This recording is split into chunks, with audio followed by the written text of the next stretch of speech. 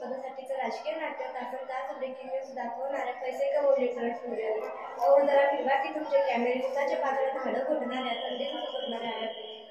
दाखवा या जगाला जगाच्या पोषण त्यांचं शोषण आणि काळ्या बाजारात विकलं जाणार आमचं राशन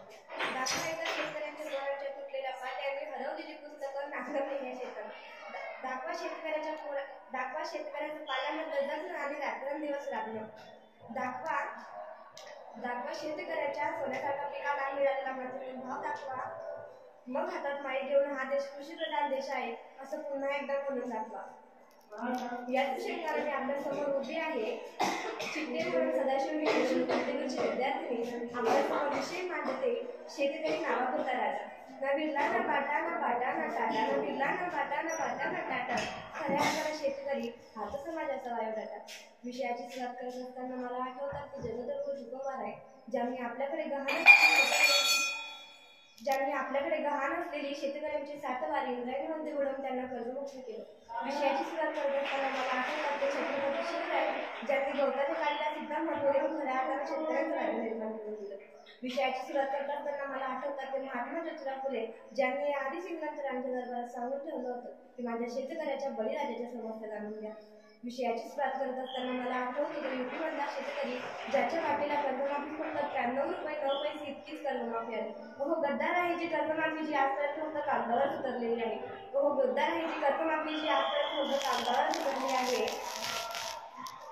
मला आठवतं आमच्या गणिताच्या पुस्तकात आम्हाला एक प्रश्न असायचा की शेतकऱ्याच्या राम्यानं अमुक व्यापाऱ्याकडनं अमुक दराने कर्ज घेतलं तर तो शेतकऱ्याचा राम्या त्या व्यापाऱ्याला 2 वर्षानंतर ते कर्ज किती टक्क्यासहित परत करेल परंतु महोदय आम्हाला असा प्रश्न कधीच आलेला नाही की अमुक व्यापाऱ्याला शेतकऱ्याच्या राम्याकडनं अमुक दराने कर्ज घेतलं तर तो व्यापारी शेतकऱ्याच्या राम्याला ते कर्ज 2 वर्षानंतर किती टक्क्यासहित परत करेल म्हणजेच आमच्या शिक्षण व्यवस्थेने सुद्धा आम्हाला हेच शिकवलं की माझा बाप शेतकरी जरी उभ्या जगाचा पोषणदार असला तरी तोच कर्ज घेईल आणि तोच कर्ज फेडेल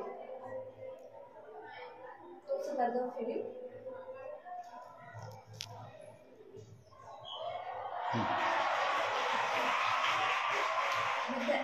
1918 मध्ये डॉक्टर बाबासाहेब आंबेडकरांनी small holding in their MDs नावाच्या पुस्तकात लिहून ठेवलं होतं की जोपर्यंत शेतकऱ्याच्या मालाला भरीव स्वरूपात भाव मिळत नाही तोपर्यंत खऱ्या अर्थाने विकासाला सुरुवात होणार नाही 130% लोकसंख्येपैकी 56% लोकसंख्या ही कृषी क्षेत्रावर आधारित असून 30 ते 35% लोकसंख्येच्या आजच्या येणाऱ्या कृषी कायद्याला विरोध आहे लोकसभा आणि विधानसभा सुद्धा त्याच्याच नावाने गाजल्या होत्या तो म्हणजे माझा बाप शेतकरी मित्रांनो राजकारणाचा कुकर आणि त्याच्यातून येणाऱ्या भ्रष्टाचाराच्या शिट्ट्या आणि त्याच्यात शिरणाऱ्या भ्रष्टाचाराच्या मित्रांनो राजकारणाचा कुकर आणि त्याच्यातून येणाऱ्या अशा शिट्ट्या आणि त्यात शिरणाऱ्या भ्रष्टाचाराच्या खिचडीमुळे माझ्या बापाची पोट आजपर्यंत भरू शकले नाही बोलायचं नाही का बोललंच पाहिजे आतापर्यंत 3 कायदे बनवण्यात आले त्यात पहिला आहे आवश्यक वस्तू उत्पादन भांडारण अधिनियम त्यात असं सांगितलं जातं की शेतकरी